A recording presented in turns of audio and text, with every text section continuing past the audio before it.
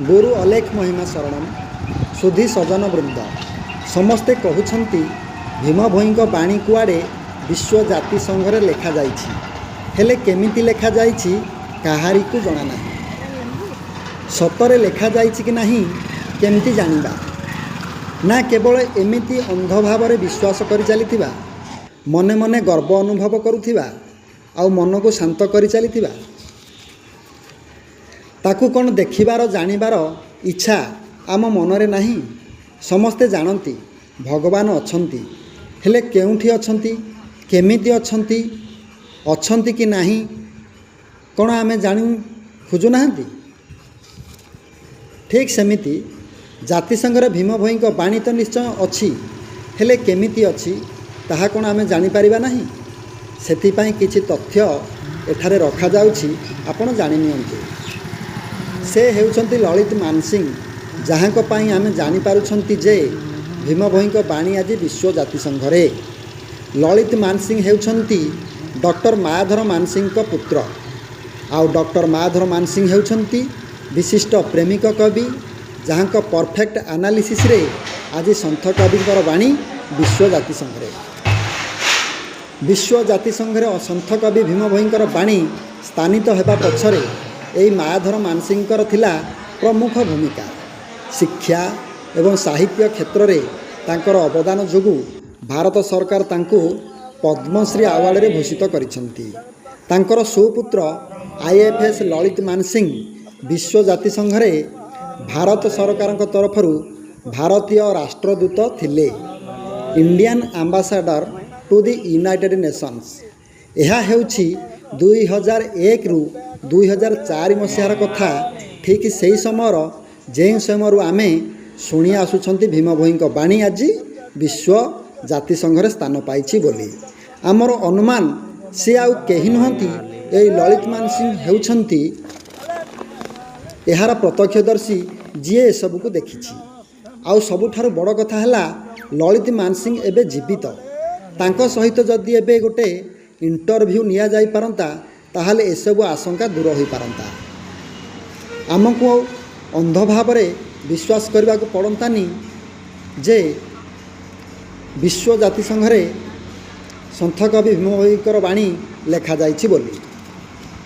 प्रकृत में ललित मानसिंह यार प्रत्यक्षदर्शी ना आउ केही एबे ताहा जानिबार आवश्यकता अछि।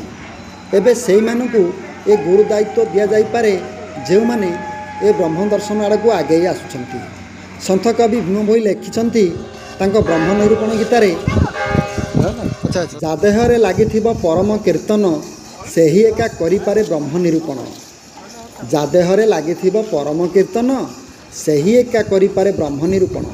मु सेई नैष्टिक ब्राह्मण कुल गोत्रर कथा कहूछि जो माने नैष्टिक निष्ठावान प्रतिक्षण ब्रह्म को निज भितरे निरीक्षण अनुक्षण एवं विश्लेषण करुथांती। जो माने प्रत्येक जीवर जीवन भितरे एवं प्रत्येक धातु अधातुर अणु परमाणु भितरे से ब्रह्म को देखुथांती सेई माने हुए तो यार गुरु दायित्व बहन करी पारंती। कारण महिमा ज्योति यात्रार मुख्य संयोजक श्री प्रद्युम्न रथ हेउछंती जड़े नैष्टिक ब्राह्मण। बिरंची नारायण मिश्र जे भीम भोई लेखार गभीर विश्लेषण करती से हेउछंती जड़े नैष्टिक ब्राह्मण। बिरंची नारायण होता जे स्वर्गत शंकरषण जेना परे महिमा ज्योतिर संपादक से हेउछंती जड़े नैष्टिक ब्राह्मण। ढेंकानाल सांसद रुद्रनारायण पाणी जी थिले महिमा धर्मर 200 वर्ष पूर्ति परिचालना कमिटीर अध्यक्ष से हेउछंती जड़े नैष्टिक ब्राह्मण। सुसाहित्यिक अबनी मिश्र जे महिमा धर्म उपर गीत एवं नाटक परिवेषण करती सी पूर्तिपालन मंच परिचालना करुथिले से हेउछंती जड़े नैष्टिक ब्राह्मण। विख्यात प्रवचक देवेंद्र पंडा जहाँ 200 वर्ष पूर्तिपालन करा जाइथिला निमंत्रण से हेउछंती जड़े नैष्टिक ब्राह्मण। महिमा धर्म उपरे गवेषणा करिथिबा किस पानित विश्वविद्यालय प्रोफेसर डॉक्टर शरचंद्र पाणिग्राही जहाँ को एथिपाई करा जाइथिला निमंत्रण से मध्य हेउछंती जड़े नैष्टिक ब्राह्मण। सर्वोपरि ସନ୍ଥ କବି ଭୀମ ଭୋଇଙ୍କ ମୁଖ ନିସୃତ ବାଣୀକୁ ଲିପିବଦ୍ଧ କରିବା ପାଇଁ ନିଯୁକ୍ତ ହୋଇଥିବା 4 ଜଣ ବ୍ୟକ୍ତି ହେଉଛନ୍ତି ମଧ୍ୟ ନୈଷ୍ଠିକ ବ୍ରାହ୍ମଣ। ତାଙ୍କର ଧର୍ମପତ୍ନୀ ଅନ୍ନପୂର୍ଣ୍ଣା ଦେବୀ ଆମ ଢେଙ୍କାନାଳ କାମାକ୍ଷାନଗରର କନ୍ୟା ମଧ୍ୟ ହେଉଛନ୍ତି ଜଣେ ନୈଷ୍ଠିକ ବ୍ରାହ୍ମଣ। 10 ମହାବିଦ୍ୟାରେ ପାରଙ୍ଗମ 10 ମୁଣ୍ଡିଆ ଲଙ୍କେଶ୍ୱର ରାବଣ ମଧ୍ୟ ଥିଲେ ଜଣେ ନୈଷ୍ଠିକ ବ୍ରାହ୍ମଣ। ସତେ ଲାଗୁଛି ଯେମିତି ବ୍ରାହ୍ମଣ ବିନା ବ୍ରହ୍ମ ଦର୍ଶନ ସମ୍ପୂର୍ଣ୍ଣ ଅସମ୍ପୂର୍ଣ୍ଣ।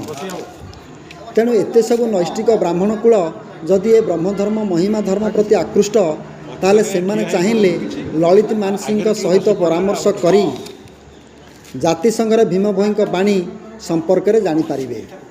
ପ୍ରକୃତରେ ଭୀମ ଭୋଇଙ୍କ ବାଣୀ ଜାତିସଂଘରେ ଲେଖା ହୋଇଛି କି ନାହିଁ, ଯଦି ଲେଖା ହୋଇଛି କେମିତି ଲେଖା ହୋଇଛି, ଯାହା ଆମେ ଅନ୍ଧ ଭାବରେ ବିଶ୍ୱାସ କରୁଛୁ ତାହା ସତ୍ୟ ନୁହେଁ। ଆମେ କିଛି ତାହା ଜାଣିବାର ଇଚ୍ଛା ଆଉ ଆଗ୍ରହ ବଢ଼ି ଚାଲିଛି।